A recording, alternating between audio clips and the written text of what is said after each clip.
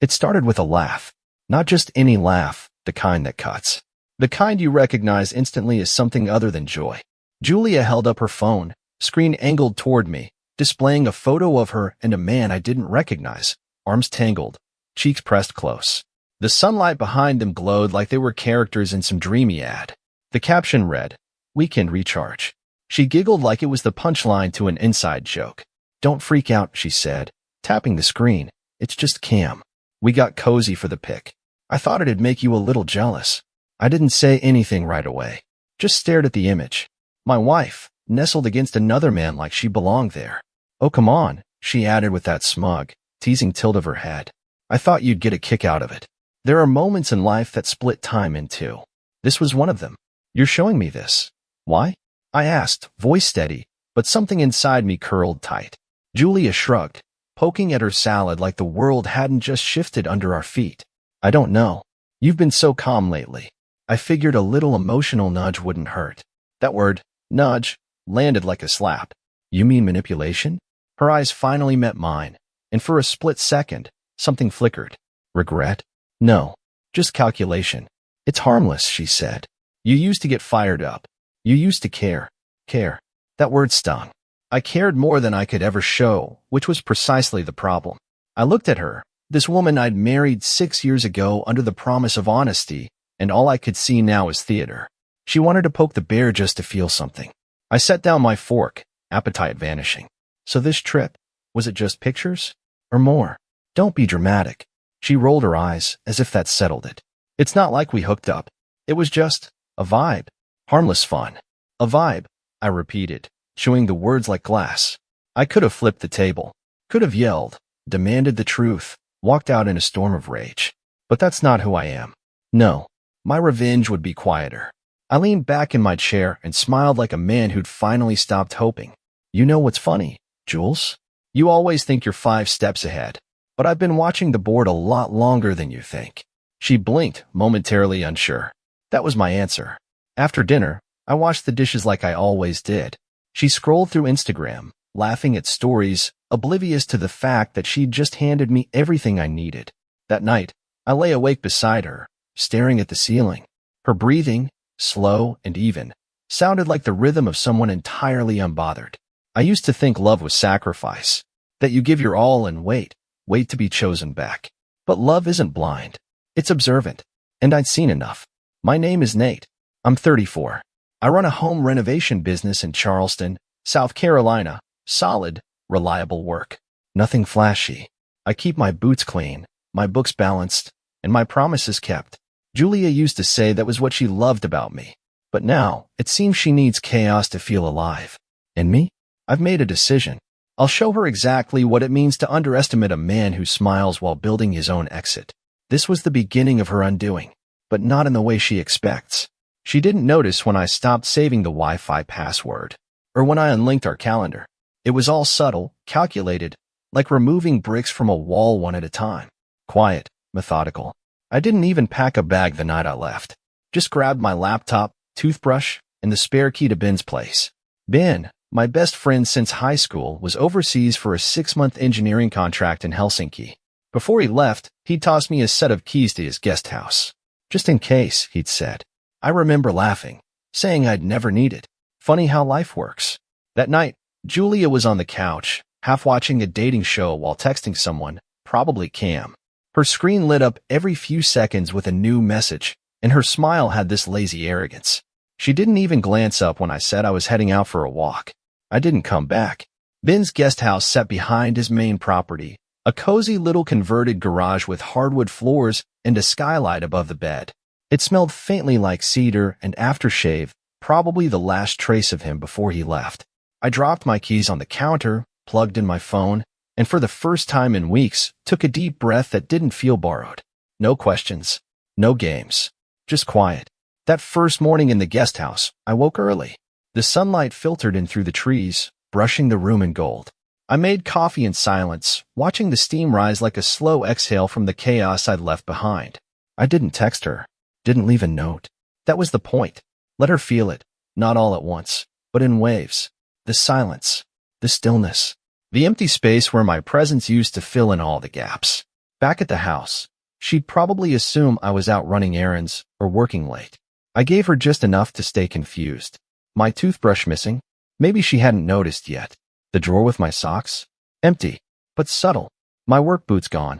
She never paid attention to those things anyway. What I didn't do was block her. That would have been too loud. No, I stayed visible. Online, but absent. Let her type out messages and wonder why I hadn't read them. Let the greened up beside my name taunt her more than any angry rant ever could. I wasn't being cruel. I was being precise. By the second day, she called once, then twice. I ignored them both. She followed up with a text. Hey, everything okay? You've been MIA. I stared at the screen for a long time, then set it face down.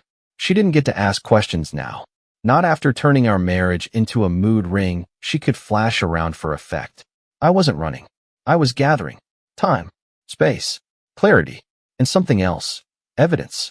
Because soon, this wouldn't just be about silence. It would be about truth. But for now, I sat in that little guest house with my coffee and my stillness and allowed myself to breathe. The man who left our home wasn't broken. He was sharpening. And Julia? She just hadn't realized yet. She was already losing. I didn't ghost her. I just let the silence stretch. Not enough to panic her. Just enough to make her feel the slack in the line. A few messages came through over the next couple of days, most of them breezy attempts at casual concern. Hey, weird week. Hope you're okay. Let me know when you're home. I want to show you something hilarious. I read them all. Never responded. By day 4, the tone started to shift. Her latest message landed at 11:12 p.m. Are you mad about the cam thing? It was just a joke, Nate. Seriously, that was the first real crack in the surface. And I screenshotted it. It was a small thing, just text. But context would make it sharp later. I created a folder on my phone, J Archives. Every message, every voice note, every passive-aggressive meme she sent me went in there. I wasn't just disappearing. I was documenting. When I said I'd stop reacting and start responding, this is what I meant. The beauty of it was how much she gave me without knowing. Julia always had a flair for theatrical honesty. Half-truths wrapped in sarcasm. Brags disguised as jokes. A kind of confession through performance. That's what made her dangerous. And that's what made her easy to catch. The next week, she posted a boomerang on Instagram. Her clinking glasses with coworkers at what looked like a cabin party. One of the comments said, "Wish Cam and I were back in that hot tub already." Julia replied with a winking emoji and a fire. Screenshot. Another DM came through that same night. I miss your steadiness. This is the longest we've ever gone without talking. I hate how this feels. I saved that one too. It was strange, watching her unravel from a distance. Like seeing a storm brew over the ocean from a mountain window. I wasn't soaked by it anymore. I was just recording the lightning. At Ben's guest house, I kept the lights low. Cooked my own meals. Started journaling, of all things. Not to vent, but to structure the narrative. Who she was becoming. Who I was turning into. Each day, her messages grew more elaborate. Nostalgia-laced stories. Remember when we drove to Asheville in the rain and sang like idiots? Or, I still wear your hoodie sometimes. Don't laugh. I didn't laugh. I documented. Because this wasn't about nostalgia. It was about building a digital scrapbook of cruelty, evidence wrapped in sentiment. One day, she sent a photo of a bouquet. The caption read, "Cam dropped this at work. Told me I light up a room. Can you believe him?" Followed by a laughing face. She wanted to get a rise out of me. I gave her nothing. But I saved everything. There was power in that silence. Power in being present, but unreachable. She didn't know where I was. And yet she kept performing for me like I was still sitting across from her every night. Maybe part of her wanted me to say, "I'm hurt." But what hurt more was me not saying anything at all. She hadn't realized it yet. But every word she gave me was another stitch in the net. I wasn't chasing the truth anymore. I was building a case. And when it was done, I wouldn't need to raise my voice. I'd let her own voice speak loud enough for both of us. I wasn't expecting the email. Honestly, I'd almost forgotten I was still linked to the shared inbox we once used for wedding vendors and vacation planning. We hadn't used it in ages, and I only kept it open out of habit. It came in at 3:14 p.m. on a Tuesday. The subject line was innocent enough. Just see you soon. Sent from someone named C. Rollins. I hovered over it. already feeling the familiar tension creep in. I clicked. Inside was a single sentence. Let's not waste time this round. Bring the wine, lose the clothes. And then below, a familiar name, Julia Whitmore. The worst part? The timestamp. It was dated from 3 weeks ago, right in the middle of one of our marriage counseling sessions. I stared at the screen, the cursor blinking at the end of the sentence like it was waiting for me to reply. That's when it hit me. Not rage, not heartbreak. Clarity. I didn't need to guess anymore. I didn't need to interpret emojis or decode flirtation disguised as jokes. There it was. Plain. Direct. Undeniable. While I was sitting in a therapist's office, trying to understand where we'd gone wrong, she was lining up a secret rendezvous. With Cam. The same man from the photo she'd waved in my face like it was harmless. Validation fantasy masked as casual disobedience. Well, now I had more than screenshots of subtle digs and poetic betrayals. I had something that bled truth through the screen. Something she could never talk her way around. And strangely, I didn't feel like confronting her. I felt ready. That email wasn't a shock. It was confirmation. The final puzzle piece clicking into place. Like discovering the weapon in a mystery novel that you always suspected was hidden in plain sight. She had weaponized trust, romanticized recklessness, wrapped betrayal in winks and wine. And I had just caught her red-handed. I forwarded the email to myself, then took a screenshot and added it to the J archives. But this one I printed. Old school. Tangible. Held it in my hand like a relic from a world I no longer lived in. That night, I laid it flat on the desk beside my wedding photo. The contrast stung in the most poetic way. There we were, me in a navy suit, Julia in her champagne dress, wind brushing her veil against my cheek. We looked like two people who believed in something. And beside it, the evidence that she didn't anymore. I didn't cry, didn't shout. I just stared at both images for a while, what we were and what we'd become, and let the silence between those two realities tell the story for me. That night, I slept easier than I had in months. Because finally, the mask was off. And the game just officially changed.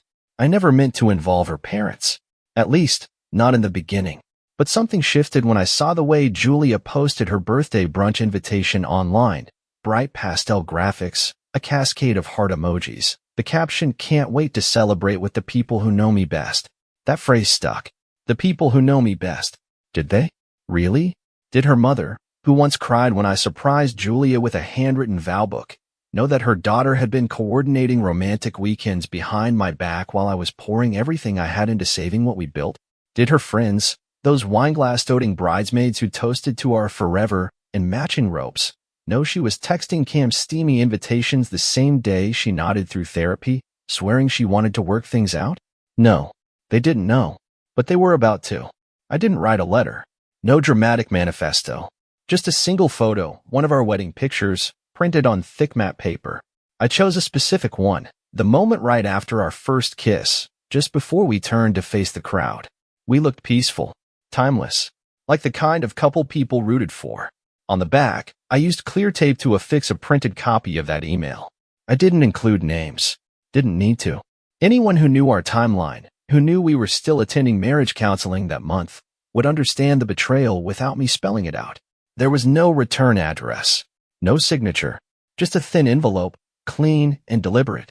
I mailed one to her parents, another to her younger sister, one to her college best friend, Miranda, who still called me the quiet one, but always smiled when I fixed her leaky kitchen sink without being asked. And I sent the last one to her mentor at work, Sandra, who once pulled me aside and said, "You're good for her, Nate. You slow her down in the best way." I dropped the envelopes at different mailboxes across town over 2 days. Spread it out, made it clean, and just like that, the fuse was lit. I didn't go back to the guest house immediately after the last drop. Instead, I sat in my truck, engine off, and watched the horizon fold into evening. I wasn't shaking. I wasn't proud. I wasn't anything, really. Just resolved. This wasn't rage. This was recognition. I had tried to keep our story quiet, to fix it behind closed doors, to shield her from shame even after the cracks started showing. But she brought the performance to the public. So now the truth would follow. That night, she texted again. "Still thinking about you. Still us." I didn't respond. She had spent so long crafting her fantasy, how I was the safe option, the steady background character in her validation movie. And Cam? He was the twist she thought she could narrate into a harmless subplot. But now, the audience she'd carefully curated would read a different script, and it would hit just before brunch. I pictured the moment, napkins folded, candles lit, soft jazz playing in the background, right as her mother opened that envelope. It wasn't revenge. It was context. For once, her story wouldn't be the only one told. It came in as a voicemail, quiet, almost hesitant. I didn't recognize the number at first. Thought maybe it was one of my clients following up on an estimate. I let it ring out. When I finally listened, I had to sit down. "Hey, Nate. It's Bill, Julia's dad." His voice cracked, just enough to tell me this wasn't the kind of call he ever imagined making. "I, got something in the mail. So did Ellen. We saw what you sent." A pause. "You didn't sign it, but you didn't have to." Another pause, longer this time. I want you to know I'm sorry." That caught me off guard. Not because I expected him to defend her, but because he sounded like he'd been punched in the gut. "I know I'm not the one who made the decisions that hurt you," he said, "but I raised the one who did. And that carries some weight I can't shake off right now." His breathing was shallow. I could hear the slight rustle of paper in the background, like maybe he still had the photo in his hand. We had no idea she was capable of being so cold. "We thought the counseling meant something. That you two were finding your way back." Another silence, the kind that fills the space when a man is trying to figure out how much of what he believed was a lie. "We're embarrassed," he finally said, "and heartbroken." I sat there, unmoving, the phone still pressed to my ear even after the message ended. Bill Whitmore was not the emotional type. The first time we met, he shook my hand and said, "Just take care of her." No fanfare, no warm welcome, just that, firm, stoic, simple. For him to call and say he felt ashamed, that meant something. It meant she was losing more than just me. She was losing the audience. A few hours later, he called again. This time, I picked up. "Hi, Nate," he said, voice lower than before. "I hope I'm not crossing a line." "You're not," I said. Another pause. "I don't know what to say that could fix any of this," he admitted. "But I wanted you to hear it from me. What she did was wrong, and we don't support it." He cleared his throat, then added, "If you ever need anything from us, I want you to know you've still got people on your side." That almost got me, because I wasn't expecting grace from her family. Pity, maybe. Silence, most likely. But this felt like something rare, something honest. "I appreciate it," I said simply. "No need to respond to anything," he said. "Just, no, we're sorry." When we hung up, I stared out the window of the guest house for a long time. Not out of satisfaction. This wasn't a win. It was something deeper than that. Validation, maybe. Proof that I hadn't imagined it all. That someone else, someone close to her, saw the cracks too. And not just saw them, called them what they were. It was almost impressive, the speed with which she pivoted. 2 days after her birthday brunch imploded, after her father's voicemail, after the silence from friends she used to gossip with, Julia resurfaced online with a full-blown rebrand. "Sometimes life hands you clarity through fire," she posted, her photo awash in soft pink tones, face angled just enough to catch the light. "This week hurt, but growth always does." The caption ended with a link. "Live self-love workshop, this Sunday at 5 p.m. Eastern Standard Time. Join me. Let's reclaim our worth." I watched the announcement from Ben's guest house, sipping coffee and scrolling through the comments. Dozens of heart emojis, clapping hands, the usual Instagram applause. It was such a Julia move, remake the story, reframe the shame. If she couldn't erase the damage, she'd romanticize it. Transform the mess into a movement. The header image for the workshop was a shot of her at sunrise, yoga mat under one arm, city skyline behind her. A Phoenix narrative in influencer packaging. And yet, I clicked, remind me, not because I cared what she had to say, but because I knew how much she needed to be watched. Sunday arrived. The screen flickered to life at exactly 5. There she was, perched in front of a window with perfect lighting, wearing soft beige and that practiced vulnerable expression. Her voice was calm, laced with that performative warmth she used when she wanted people to think she was healing. "Hi, everyone. I'm Julia. And if you're here, it's probably because something in your life cracked recently too." She went on about betrayal, not hers, of course. She was the one who'd been disrespected, who ignored her own boundaries to keep others comfortable. Her words floated between poetic vagueness and weaponized wisdom. She spoke about emotional resilience and releasing the opinions of those who never understood your journey. I almost laughed. But then came the twist. In the live comment thread, just as she was discussing radical honesty in romantic relationships, a new name popped up. Camroll88. At first, I thought it couldn't be him. Too bold. But then he commented, radical honesty? Like that weekend in Asheville while your husband was at therapy? The stream paused for a split second. Only someone really paying attention would have noticed the flicker in her expression. A small inhale. A twitch at the corner of her mouth. Then she continued. But the comments kept rolling. Didn't you say you were single when we were in the cabin? Still got your hoodie, by the way. Her carefully built world unraveled in real time. You could see it, the way her voice started to falter. She tried to pivot, tried to play it off like trolls were inevitable. Sometimes people from your past want to hold you to the version of you they remember, she said. But it was too late. The chat had turned. Her followers, once loyal and soft-hearted, were asking questions now. Wait, were you married during all that? This is starting to feel fake. Is Kim your ex or something? What's going on here? She ended the stream early. No closing mantra. No soft thank you. Just a frozen smile, and then darkness. I closed the laptop and leaned back in my chair, staring at the ceiling for a while. Not because I felt victorious, but because I didn't have to lift a single finger. She did it all herself. The only thing worse than being exposed is being exposed by the very fantasy you tried to sell. And in that moment, Julia wasn't an icon of empowerment. She was just a woman, trapped by the script she wrote, and suddenly out of lines. It didn't take long. 3 days after her seminar fell apart, Julia tried to rewrite the script one more time, only this time, she aimed it squarely at me.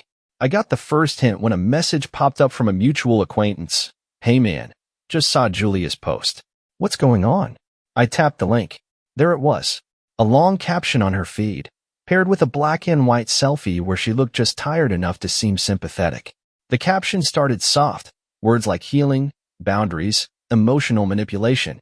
Then it hardened. Unfortunately, not everyone supports your growth. Sometimes, when you stop playing small, people retaliate. They twist your kindness, your vulnerability, and turn it into something ugly. I've been dealing with targeted harassment and digital intimidation from someone I once trusted. I won't name him. He knows who he is. The comments were exactly what she wanted. Stay strong, queen. Ugh, men can't handle powerful women. Sending you light. For a moment, I just stared at the screen. Not out of anger, out of respect. Because this was Julia's last real move. If she couldn't win by charm or pity, she'd win by flipping the narrative. Paint herself as the wounded one. Make me the villain. Victimhood was the final costume in her closet, and she wore it well. But what she didn't realize, I'd already anticipated this. Within an hour, I got an email from the platform's moderation team. A report has been filed against your account regarding targeted harassment. Please respond with any relevant context or documentation. I didn't panic. I opened my archive. Over the past 3 weeks, I'd saved everything: texts, timestamps, screen recordings of her story posts, a full digital timeline matching every passive-aggressive dig to the moment she tried to play the martyr. I packaged it neatly, labeled folders, date-sorted files, brief annotations for clarity. No commentary, no accusations, just facts. And I sent it off. 12 hours later, I got the follow-up. After reviewing the documentation provided, we find no grounds to support the harassment claim. Your account will remain in good standing. No further action required. I didn't smile. I didn't feel the need to tell anyone. Because that wasn't the point. This wasn't about winning a social media argument or defending myself to strangers who'd never met me. This was about keeping my integrity intact while her performance collapsed under its own weight. Later that evening, I noticed she turned the comments off on that post. Then, quietly, she deleted it. Like it never happened. No apology. No explanation. Just erasure. That's when it became clear. Julia didn't know how to exist without control. When her words stopped working, when her carefully filtered versions of the truth stopped shielding her, she unraveled. She had always believed she was smarter, that her charm would cover her tracks, that if she said it first, her version would be the one people believed. But truth? It doesn't need to shout. It just needs to stand long enough for the dust to settle. And once it did, there was only one story left, and it wasn't hers. The unraveling wasn't dramatic. It was slow, quiet, like frost spreading across glass. Julia didn't disappear overnight. She lingered online for a while, posting cryptic quotes and recycled affirmations, The kind that try to sound wise but land hollow when everyone's already seen what's underneath. One by one, the likes started thinning out. The comments turned hesitant, then suspicious, then silent. Her loyal ones, those brunch circle girls and former co-workers who used to flood her feed with hearts and "you got this" energy, stopped showing up. She tried tagging them. They stopped resharing. A few unfollowed. And then, finally, she locked her account. That's when I knew it was time. I hadn't spoken publicly once since I left the house. I let her do the talking, let her wear the spotlight and feel the heat of it. But silence, when stretched too far, becomes a question. People start filling in blanks. And I was done letting someone else hold the pen. So I set up my phone in the guest house, nothing fancy, no edits or overlays. Just me, sitting on the worn leather armchair with a single lamp behind me. I hit record. Hey, I started, voice even. I haven't said anything up until now because I didn't feel the need to defend myself. I figured the truth would take care of itself. A beat. But I've gotten some messages lately from people who knew us, from people who've seen pieces of the story online, and I realized it's not about setting the record straight for them. It's about doing it for me. I leaned forward, elbows on my knees. My name's Nate. I was married for 6 years. I believed in that marriage. I fought for it, even when it got hard. And I stayed loyal, even when the other side didn't. A pause. I don't need to name names or post receipts. The people who need to know already know. I sat back. Let that settle. Here's the thing no one tells you. Sometimes, closure doesn't come wrapped in answers. Sometimes it comes when you stop explaining yourself to people who never asked the right questions. I looked at the camera, steady. I forgive her. Those 3 words carried more weight than I expected. Saying them didn't feel weak. It felt like reclaiming something that had been borrowed for too long. But I won't forget myself again. A quiet moment passed. Then I added, if you're watching this and you've been through something similar, if someone turned your kindness into currency or tried to rewrite your story without you, just know you're not alone. And you're not crazy. The camera stayed on me for a second longer before I ended the video. No hashtags. No edits. Just raw honesty. I posted it and didn't check the comments for hours. When I finally did, they weren't full of fire or fury. They were quiet, respectful. This hit hard. That last line, wow. I needed this more than I knew. And scattered throughout were messages from people who'd known both of us, mutual friends, acquaintances, even one of her old coworkers. You handled this with more grace than most would. That wasn't the goal, but it was the result. I wasn't interested in destroying Julia. I just needed to stop disappearing in her story. And now, for the first time in months, I finally felt visible again. It was a Tuesday. Gray light outside, that kind of stillness before a storm. I had just finished sanding down a windowsill in the guest house, just clinging to my knuckles when I heard the knock. Not urgent, not loud, just hopeful. I knew it was her before I even opened the door. There she stood, Julia. Not camera-ready Julia.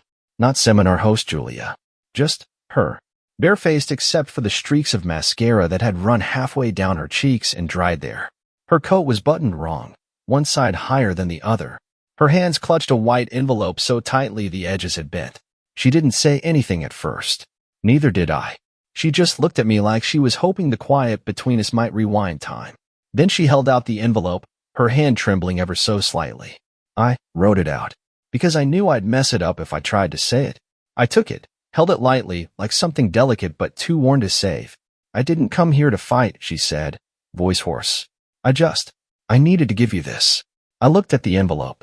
No name on the front, just smudged ink and a faint perfume that used to mean home. Should I read it now? I asked. She nodded. I was never leaving mine. I opened it slowly, unfolded the letter inside. Her handwriting, familiar curves and nervous crossouts. I read it silently. She waited. Nate, you didn't deserve to be the experiment. That's what this was. I can finally say it now. I wanted to feel wanted.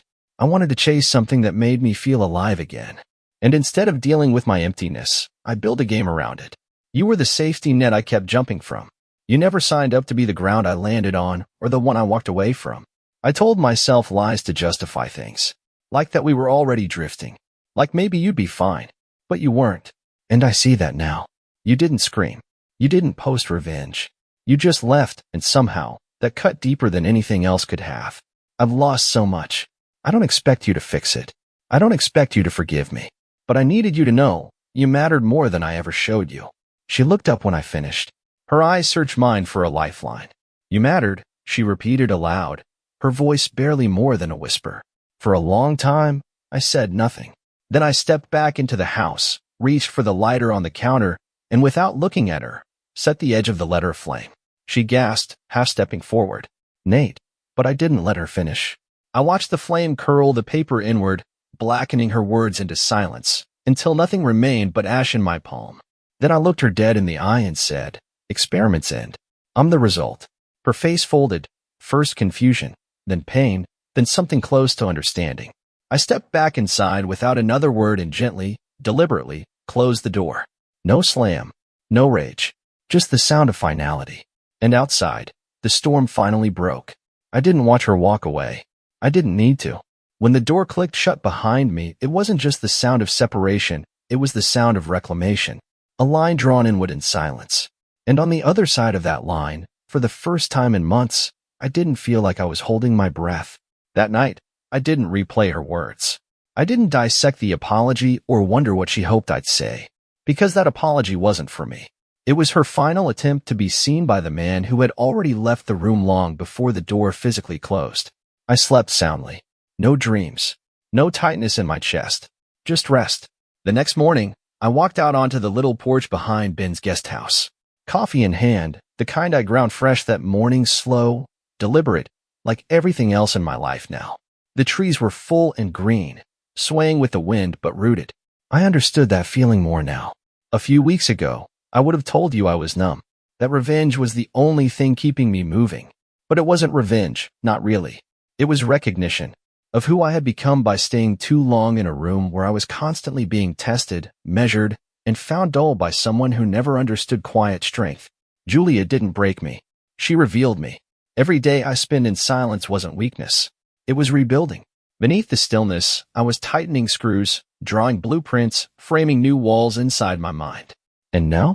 Now I'm building something else entirely. Not a house, not a marriage. Just a life. I reached out to Ben. He offered to sell me the guest house at cost. Said he'd rather it go to someone who used it for peace, not parties. I said yes. I started putting shelves up last weekend. Got a new welcome mat. Doesn't say, bless this mess. Just home. Julia hasn't reached out since the letter. And I haven't looked her up. Sometimes healing looks like strength.